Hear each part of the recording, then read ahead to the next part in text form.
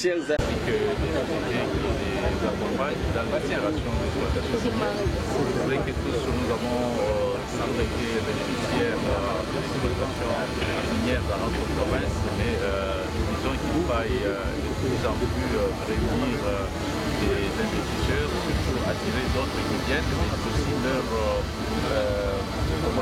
communiquer nos attentes. Nous attendons pour l'instant que c'est à partir de 2000 que nous pouvons espérer développer, booster les autres secteurs de la vie économique, entre autres les autres secteurs basés sur la production. Nous avons parlé de la production agroalimentaire, c'est très capital avec les mines que nous puissions y arriver, mais aussi d'autres productions de biens et de services. Ce n'est pas que nous arrivons à un constat comme quoi la province de Katanga est une carrière. Non, non, la province n'est pas une carrière, les carrières existent, mais les résultats de l'exploitation minière doivent absolument profiter aux Congolais, profiter aux Katangais, profiter à toute la population congolaise, comme le veut le président de la République, Félix Antoine Tshisekedi. C'est ça notre objectif en faisant de tels rassemblements. Nous mettons l'accent plus sur la population, mais aussi aujourd'hui la note particulière, c'est que nous avons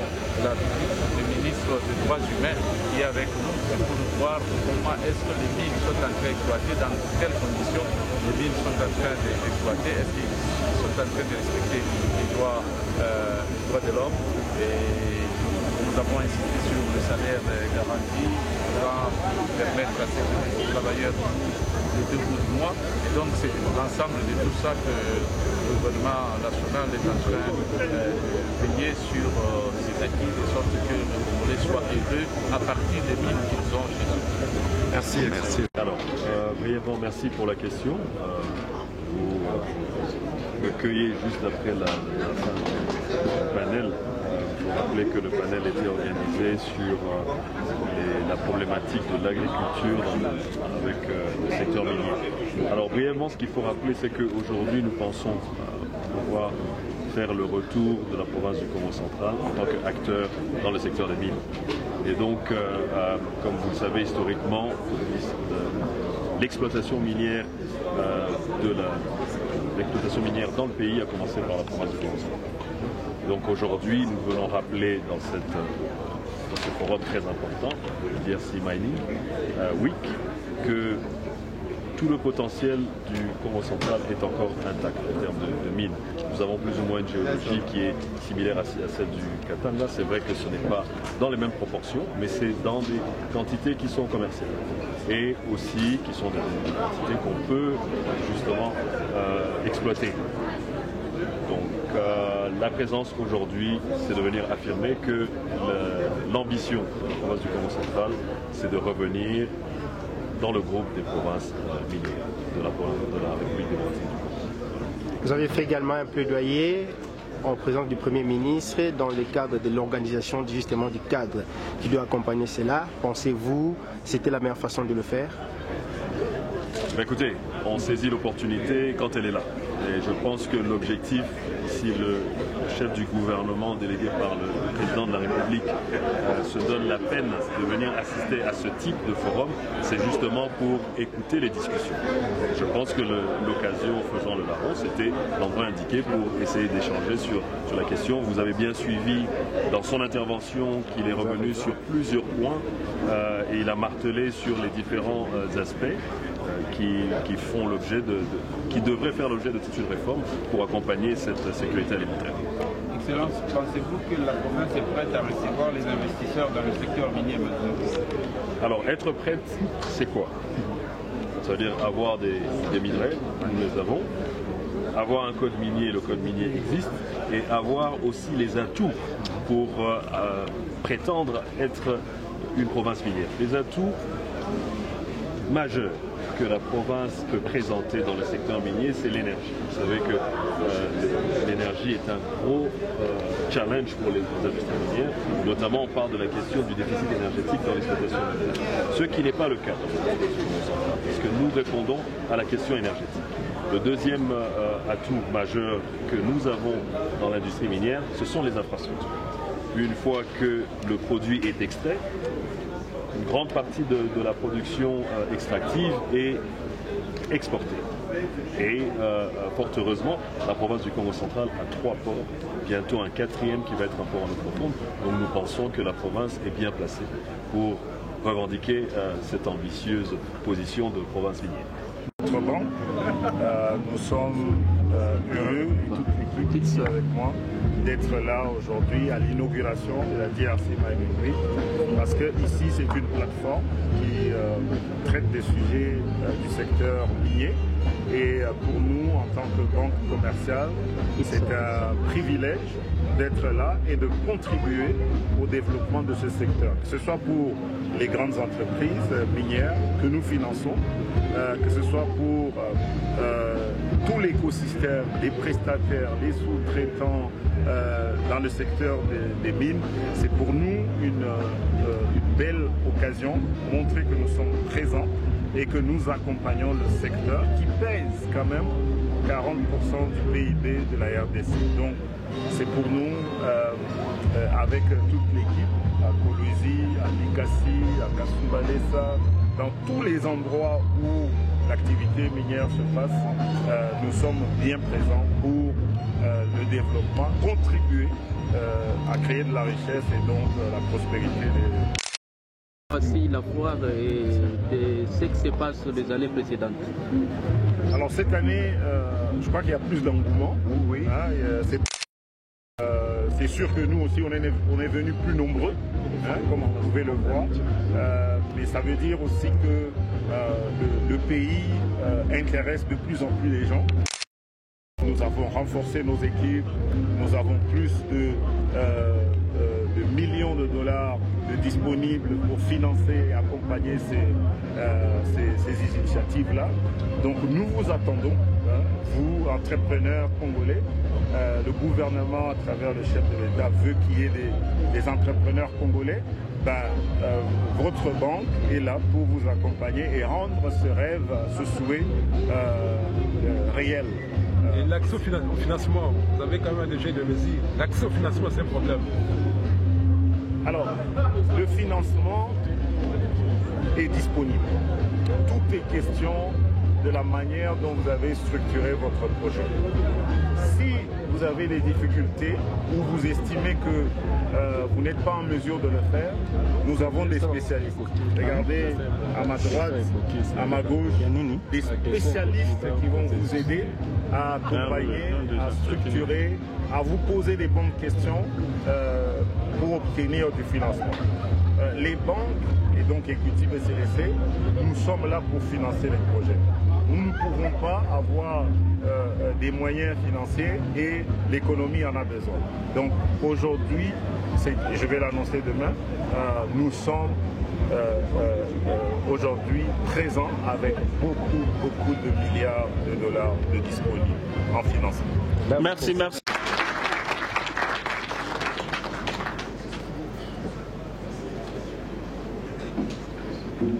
Excellence, Monsieur le Premier ministre, avec l'expression de ma plus grande admiration. Excellence, Messieurs les gouverneurs, Excellence, Messieurs les ministres nationaux, honorables députés et sénateurs, distingués invités. Mon intervention ne va pas être une intervention tout à fait classique, comme mon collègue, parce que je m'attendais plutôt à une discussion. Donc je vais me limiter à donner mon opinion sur le sujet, qui est un sujet très intéressant. Bien évidemment, la présence du Congo central dans un forum des mines peut sembler surprenant pour plus d'un. Cependant, je vais juste limiter mon argumentaire à des considérations historiques. Permettez-moi donc de rappeler quelques faits historiques. Il faudrait savoir que la première province minière de la République démocratique du Congo, c'est la province du Congo central. Et donc l'histoire des mines dans le pays a commencé par la province du Congo central. Et là, nous parlons du début du XXe siècle. Ce n'est que pour des raisons géostratégiques et politiques que le colonisateur a décidé de venir exploiter au sud afin de bloquer l'invasion sur le Copperbelt. Et donc, je pense que notre modérateur a parlé des similitudes géophysiques entre le Katanga et la province du Congo central. Je vais donc me permettre d'effleurer quelques lignes sur les bonnes raisons de venir faire des mines au Congo central.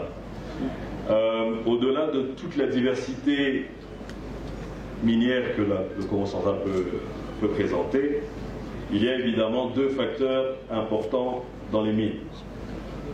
L'énergie, on a beaucoup parlé du déficit énergétique pour l'exploitation minière dans plusieurs zones du pays, et les infrastructures pour évacuer la production minière.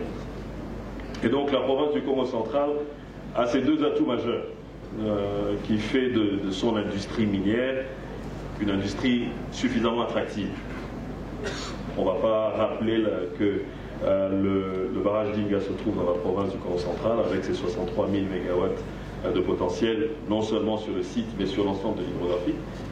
Et nous parlons bien évidemment de 3 ports, avec un 4e port en construction, celui de Banana, qui est un port en eau profonde.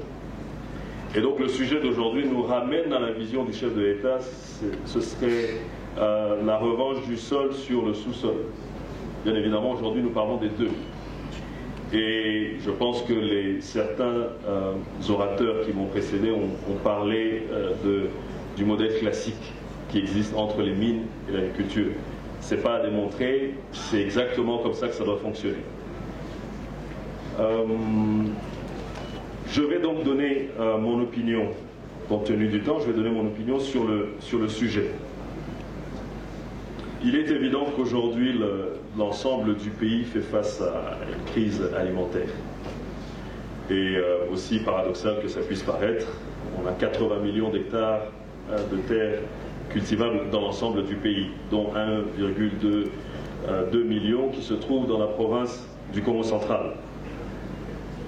Maintenant, la question du panel, c'est que font ou en tout cas, je vais parler de ce qui concerne la province du Congo central, que fait le Congo central dans ce domaine?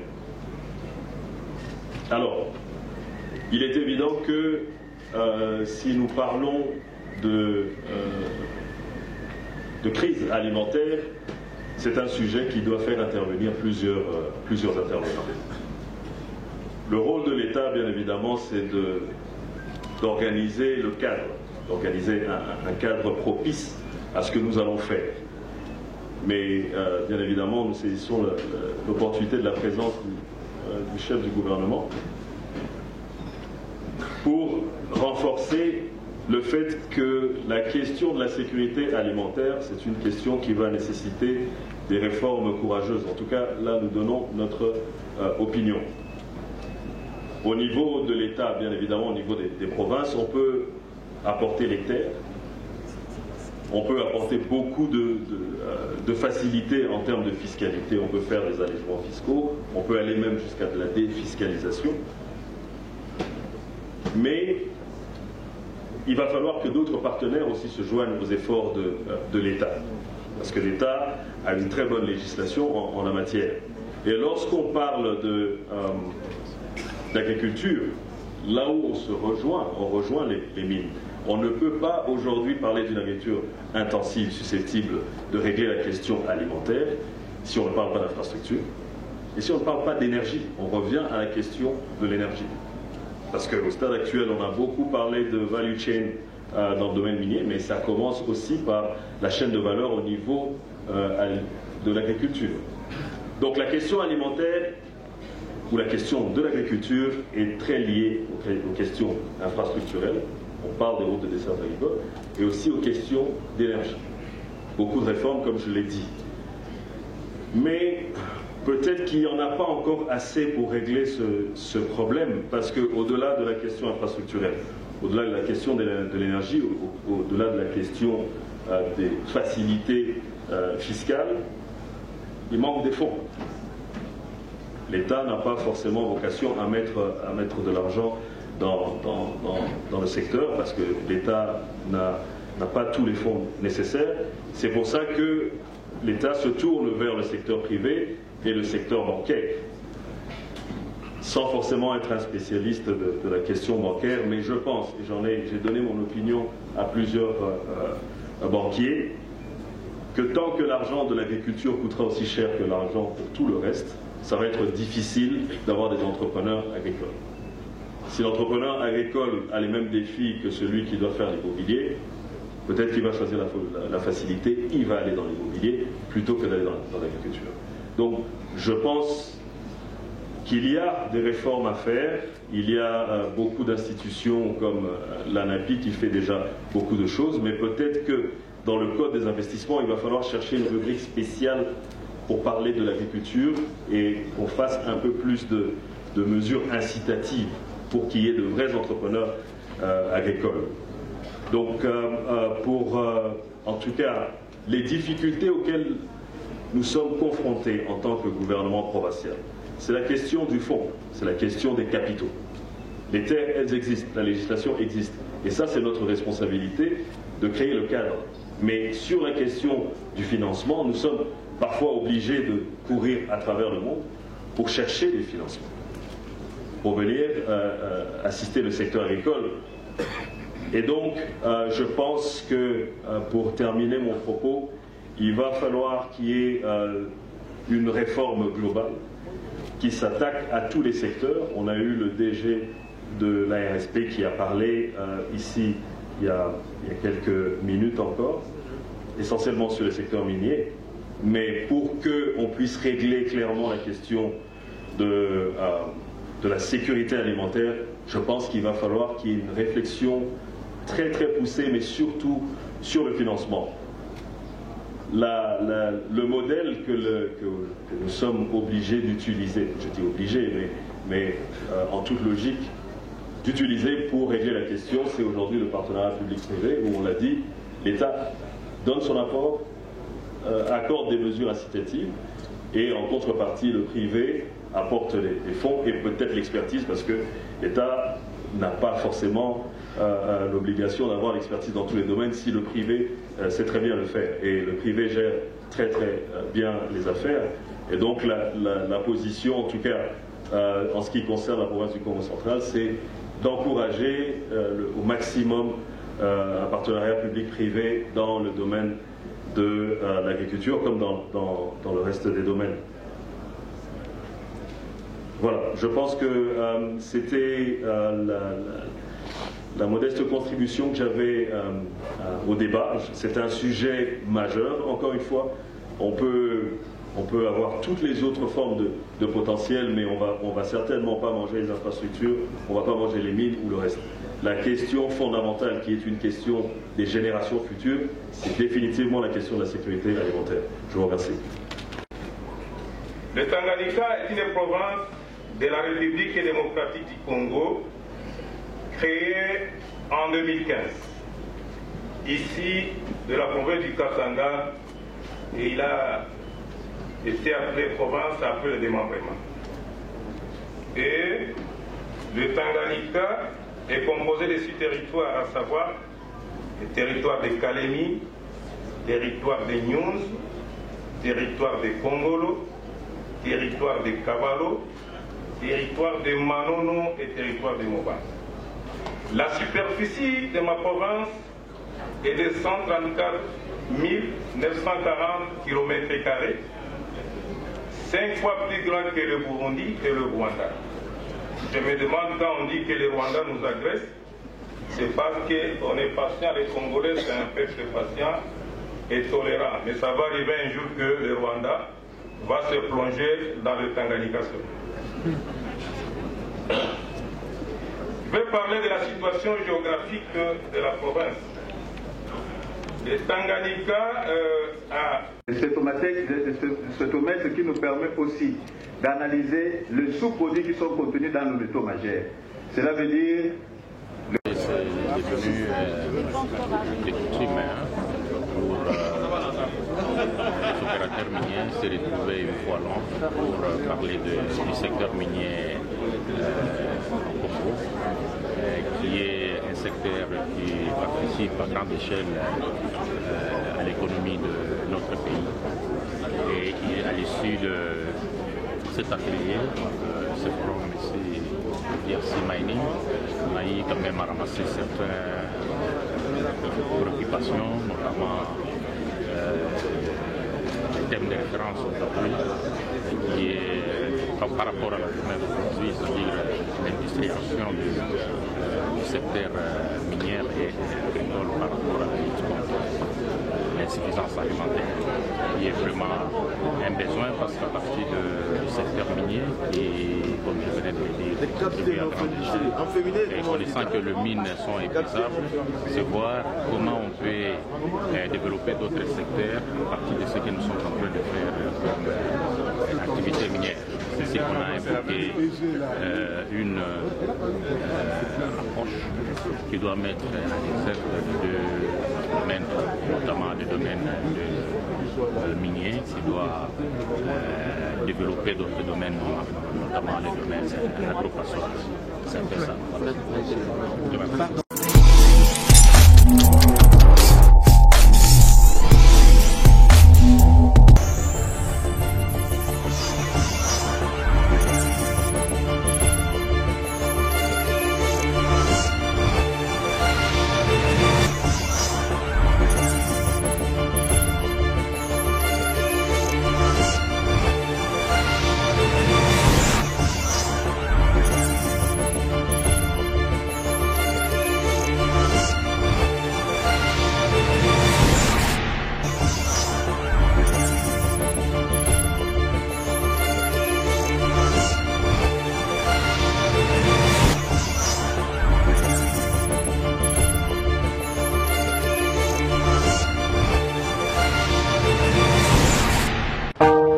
Chers amis de la presse de la liberté,